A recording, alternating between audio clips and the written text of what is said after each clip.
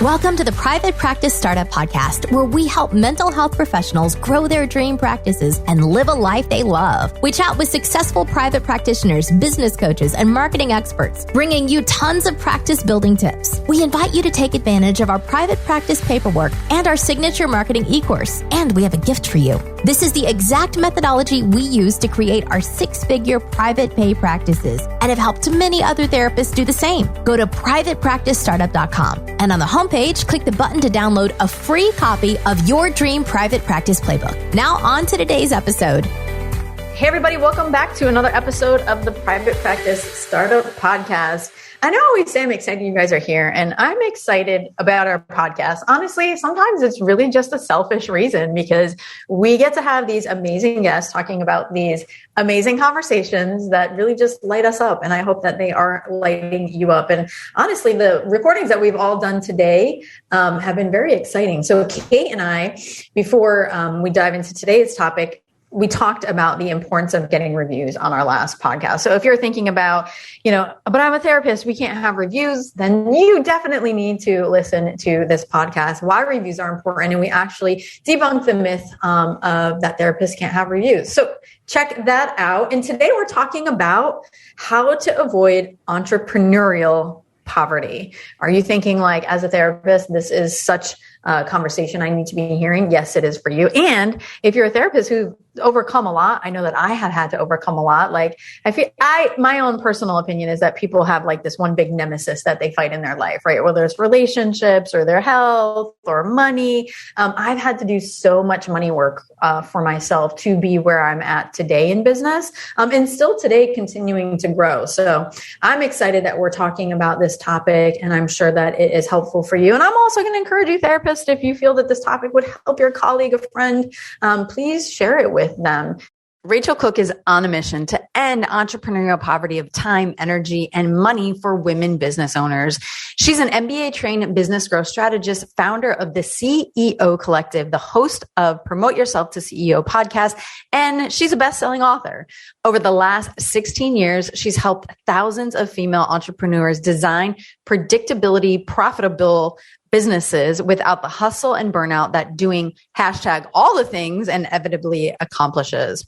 Fun fact, Racheal also has a degree in music performance and almost became a professional French horn player. So before we officially welcome Racheal, let's just take a quick moment for our sponsor, and then we're going to dive in.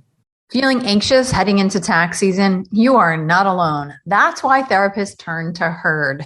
Built and designed specifically for clinicians in private practice, Herd offers affordable bookkeeping services, personalized financial reporting, and tax assistance to ensure you're making the most of your business and your time. Herd saves therapists on average $5,397 on bookkeeping and taxes each year. That's amazing. And when you join Herd, you'll work directly with financial specialists to track your income and expenses, file taxes online, and grow your private practice. Sign up now at joinherd.com. That's joinherd.com. So are you as excited as me to talk about this? I hope you all are. So Racheal, officially welcome. Thank you so much for having me. I'm so thrilled to be here. We are too. And like I said, sometimes I feel like these podcasts are just selfishly for us. So I'm excited about this conversation. Where should we start? What got you excited about talking about this topic? Well, what's been interesting over my career is when I started in the world of consulting, I was very much in a male-dominated field. I was literally the only woman in my consulting office with 50 men.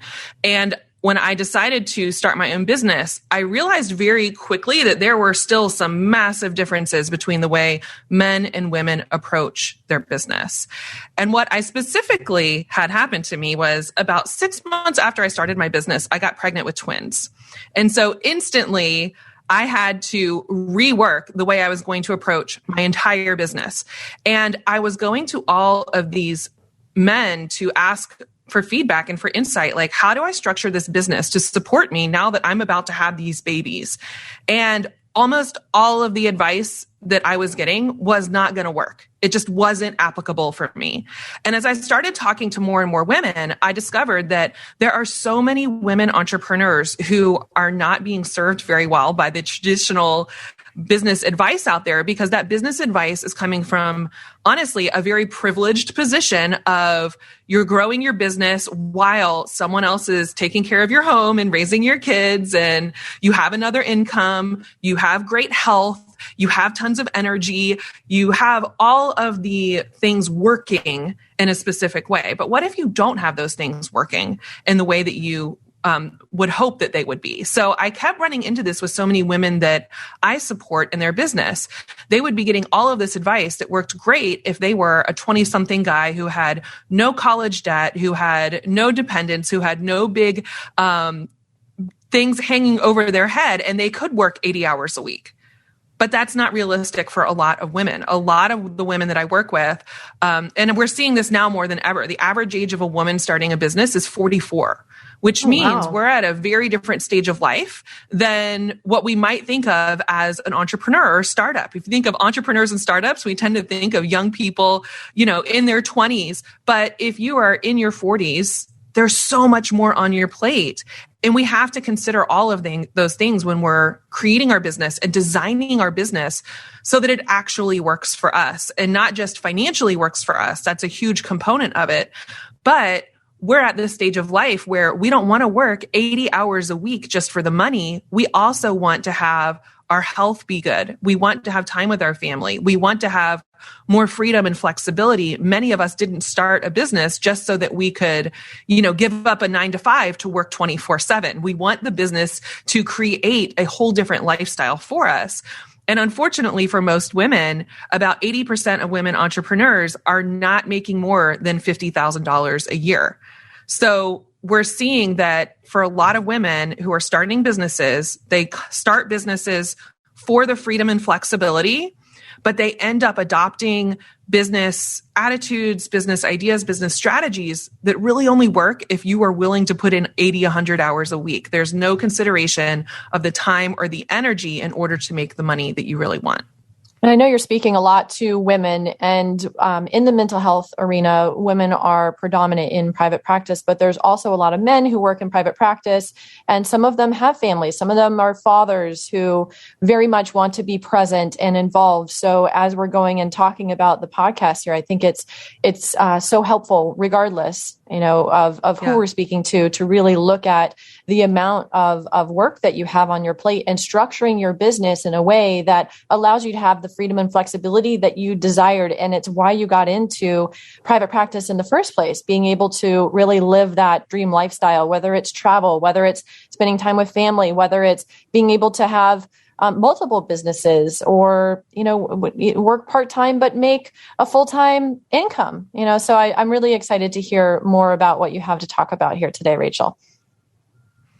And Racheal, I'm curious, where did your story start about why did you go to business school and how did you decide to be a consultant? Where did that all come from?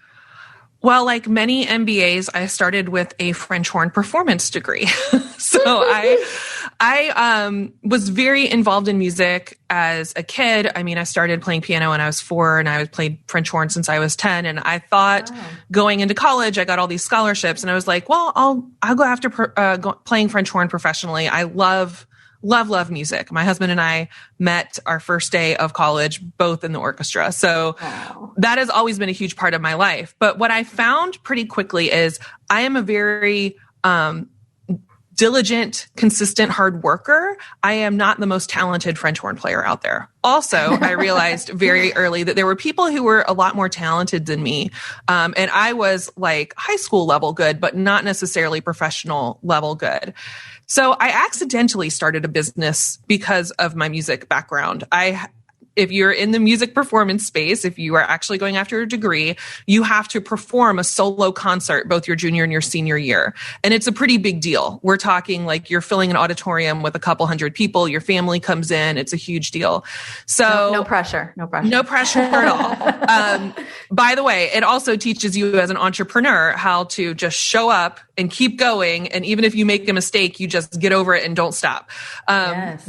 But I started, honestly, I started putting together my friends' receptions, because after you give this big performance, your family's all there. They all want to hang out and have cocktails and hors d'oeuvres and things. And I was like, well, I can do that. Surely, no problem. So I accidentally started a catering business. And then when I realized I didn't really want to go into music full time, I went to the business school, and a lot of it came really easy to me. All the accounting, commerce, econ, the finance classes, they all came really easy to me. And so I was approached by the athletics department to come be a tutor for them. And I started a second business by accident, because I discovered that by the way, anybody who's still in college, this is such a good hack. If you are good at anything, go to the athletic department, because they will pay you $15 an hour per person. At least this is what they did in 2001, to teach these topics that their student athletes need to have help with. Well, I would get together study groups of 10 or 15 people who were all going through accounting, or all going through econ, or all going through finance. And I would run study groups. So I was getting paid $150, $200 an hour, where everyone else was just tutoring one kid at a time. So this is kind of, I accidentally stumble into things. I'm just really good at figuring out how to not have a job, because it was easier for me to do that and have the rest of my week to do whatever I wanted. It's much easier to make $150 an hour teaching, accounting to a bunch of baseball players than it was to go work at the local Panera Bread or whatever. So I love it. And did you feed them as well, since you had the catering business?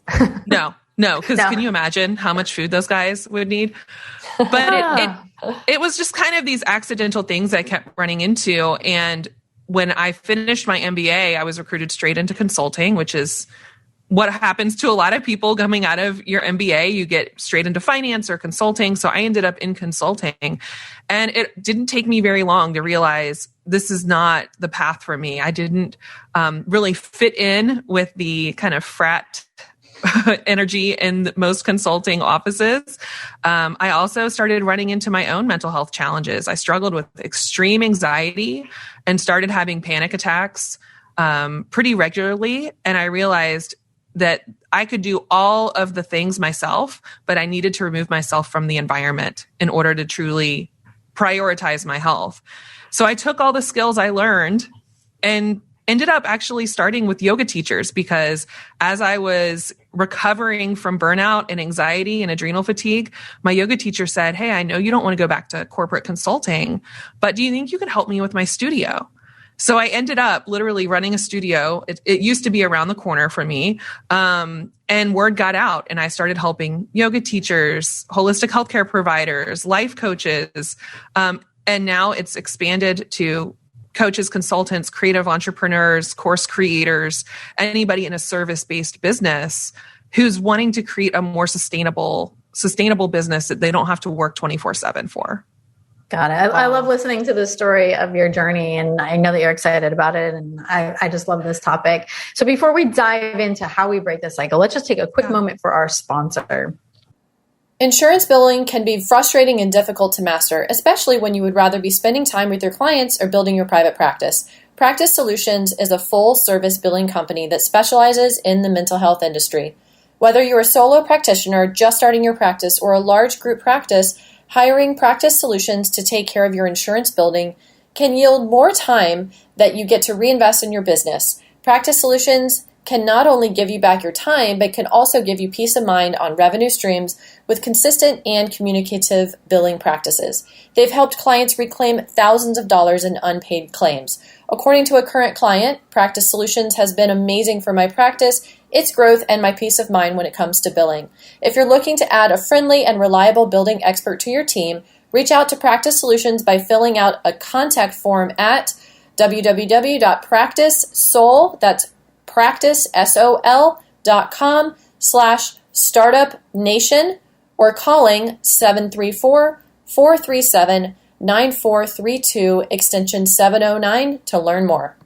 Is managing your practice stressing you out? Then try Therapy Notes. It makes notes, billing, scheduling, and telehealth a whole lot easier.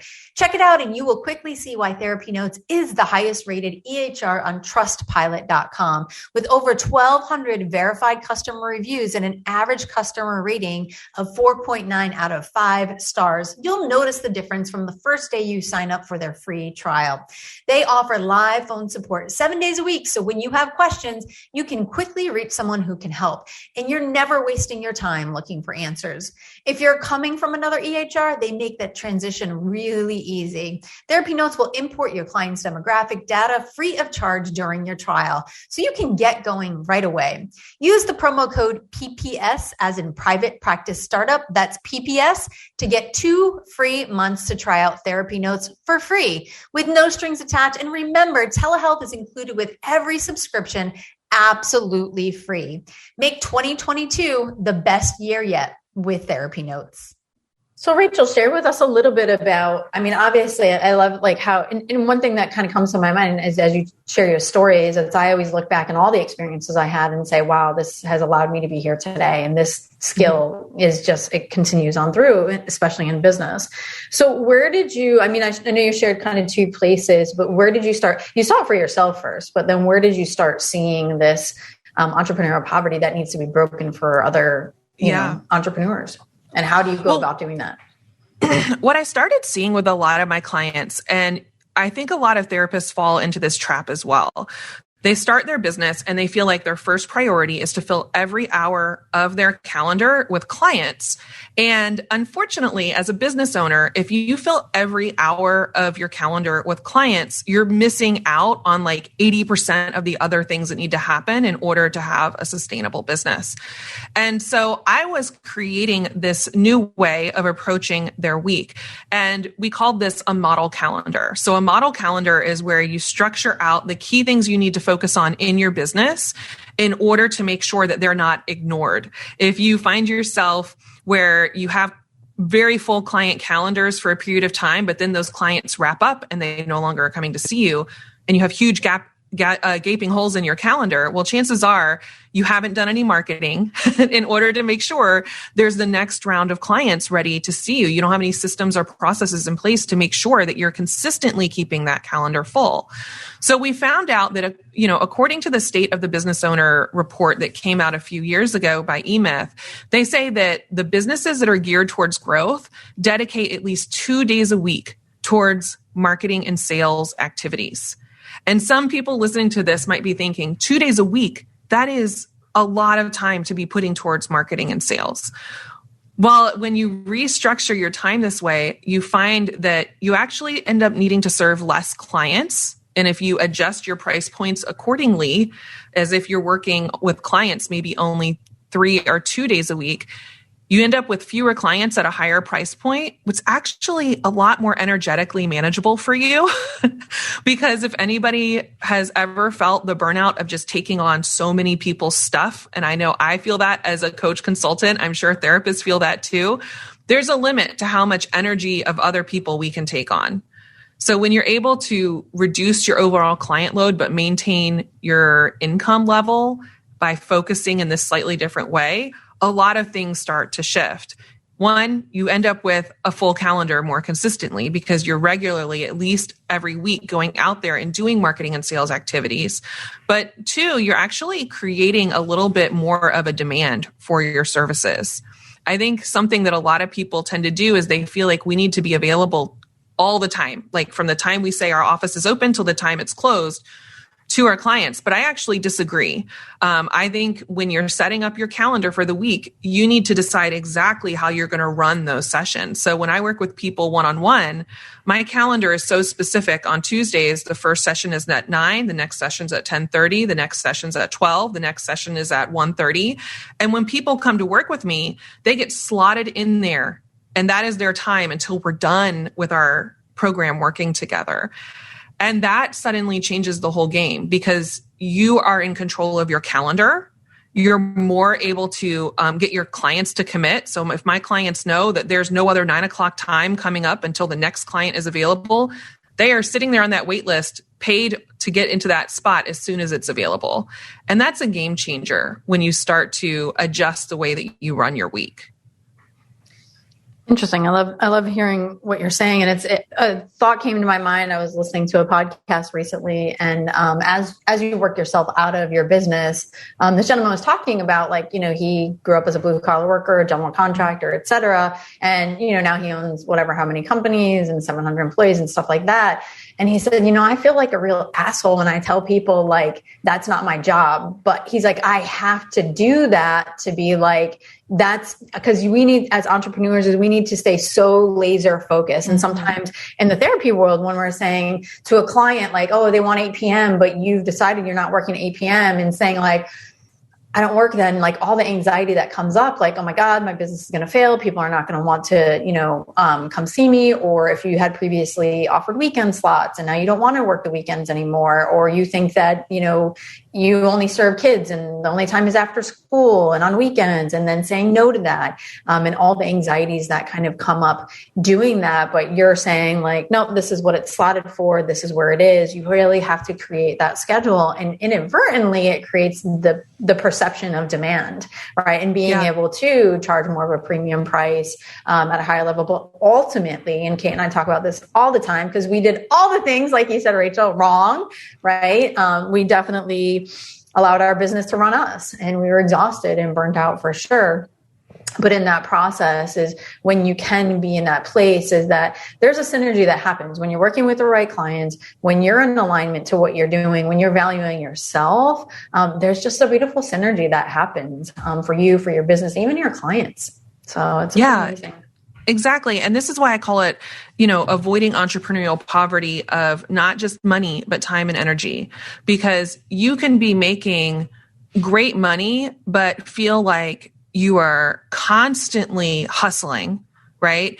You're just constantly moving on to the next thing. You're constantly playing catch up. You're constantly trying to keep your head above water with the business. And you can have clients who aren't a great fit, who at the end of the day completely drain you. And so at that point, is the money even worth it? If you're constantly feeling exhausted, and if you're feeling drained at the end of the day, and you look at your calendar at the beginning of the week and go, oh gosh, this one's on my calendar this week. That one makes me kind of crazy. Well, part of being the CEO is making these key decisions about how do you want to spend your time? Who do you really want to work with? And putting those boundaries in place and knowing that the right people will be okay with those boundaries. People who are going, the people who are going to push against them are going to be the clients who you do not enjoy working with and who drain your energy and who the money is not even worth it. The right people, you're going to be sitting there going, wow, I can't believe I even get paid to do this. This is so amazing. I'm so in my flow. I'm so in my zone. I love talking with them. Exactly.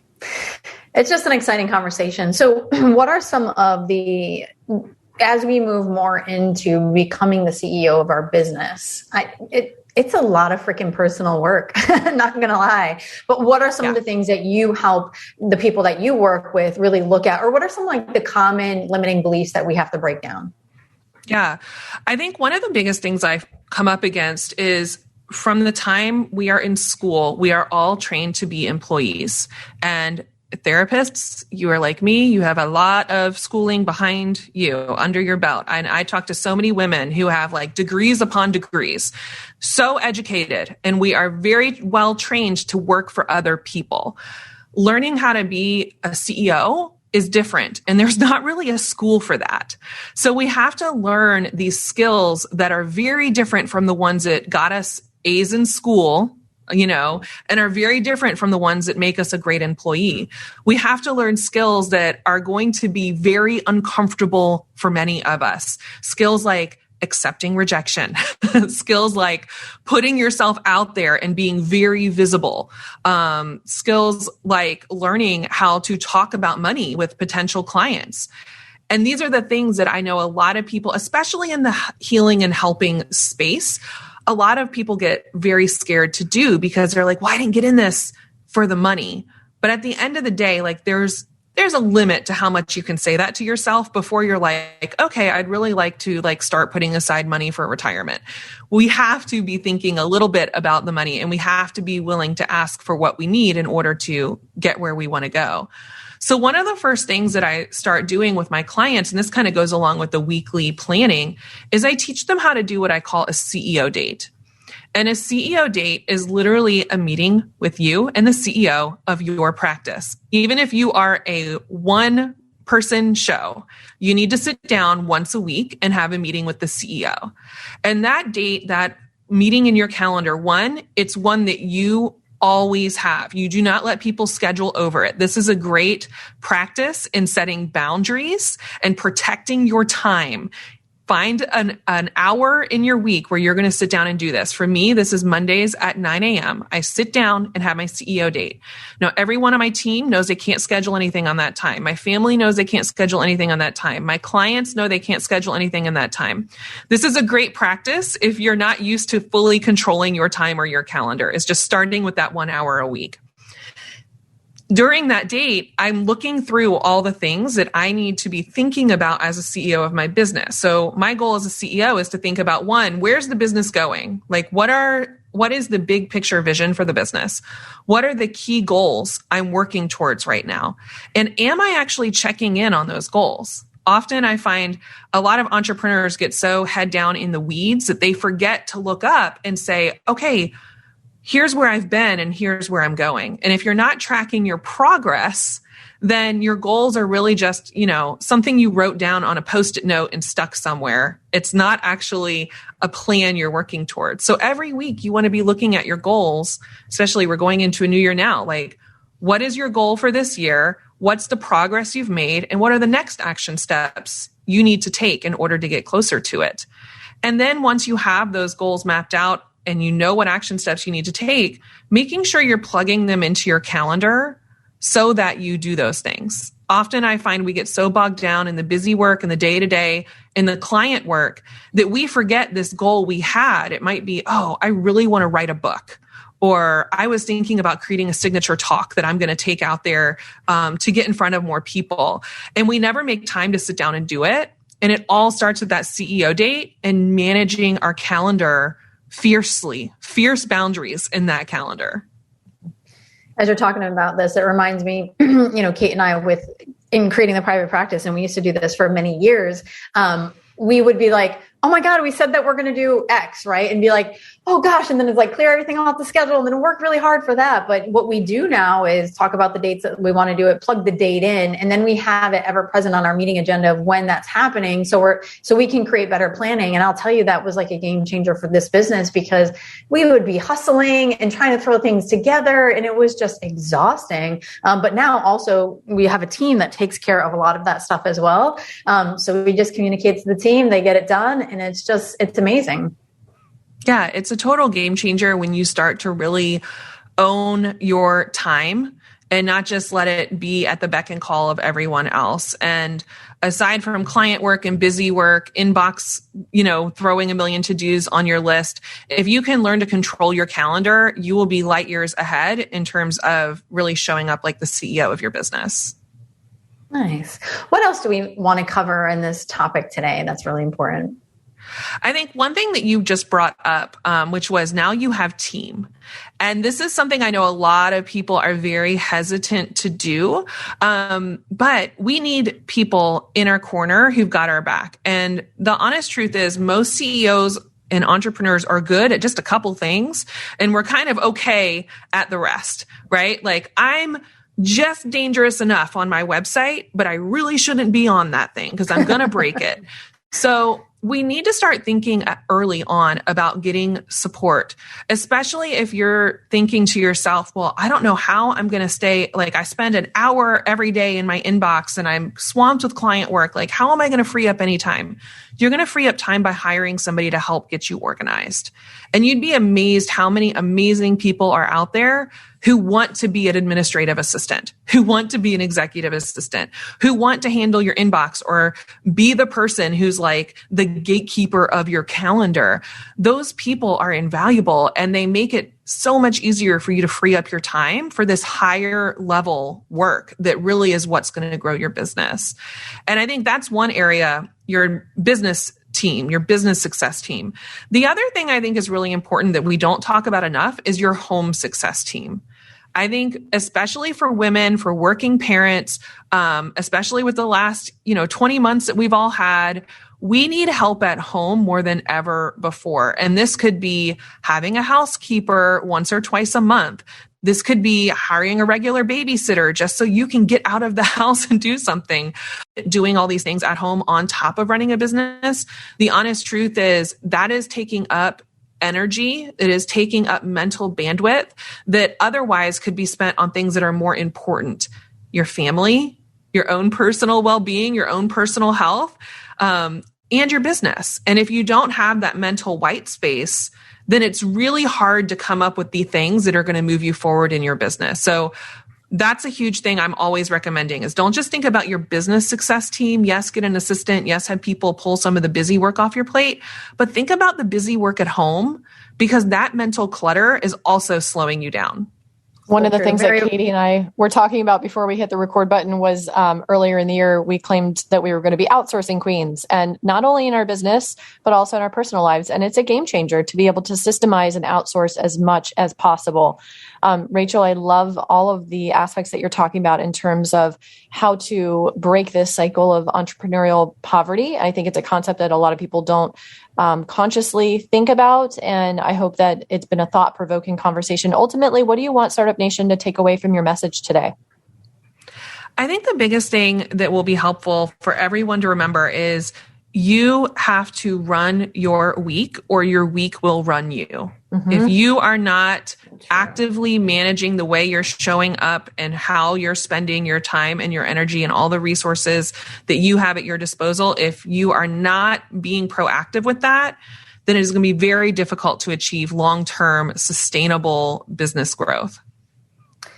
Yes. And I know that you have some resources and a giveaway for our audience. What are those? Yeah, I would say my best thing based on the conversation we had today is to go download the business growth checklist. We've made a special landing page just for you all at rachealcook.com/PPS.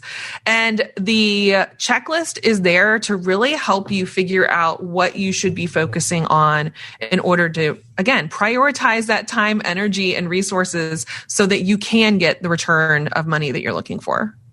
Awesome. Thank you so very much for being with us today. And I know I love this conversation and I hope that it inspired many of you to just begin to take a look. And I know, if you're a solo clinician, sometimes the discussions that we've been having, there's definitely pieces and pockets that you can pull out. And you might be thinking like, well, I don't have a team. Well, you're an accountant or your bookkeeper or your web designer. Those are people that are part of your team. And definitely if it makes you panic and anxiety, and if you're trying to create a Canva image for an hour, you need to outsource that stuff.